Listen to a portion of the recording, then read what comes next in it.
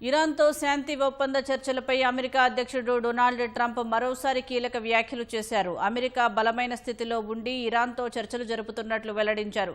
శ్వేతసౌధంలో రైతుల కోసం ఏర్పాటు చేసిన కార్యక్రమంలో మాట్లాడిన ట్రంప్ వాషింగ్టన్తో ఒప్పందం చేసుకునేందుకు టెహ్రాన్ ఆసక్తిగా ఉందన్నారు.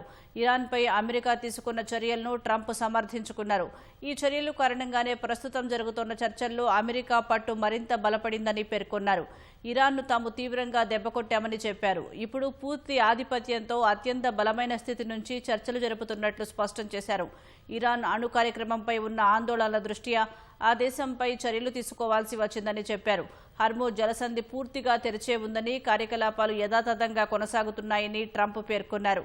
నిన్న ఒక్కరోజే ఆ జలసంధి గుండా రికార్డు స్థాయిలో 19 మిలియన్ బ్యారెళ్ల చమురు రవాణా జరిగిందని, ఇది దాని చరిత్రలోనే అత్యధికమని ట్రంప్ వెల్లడించారు.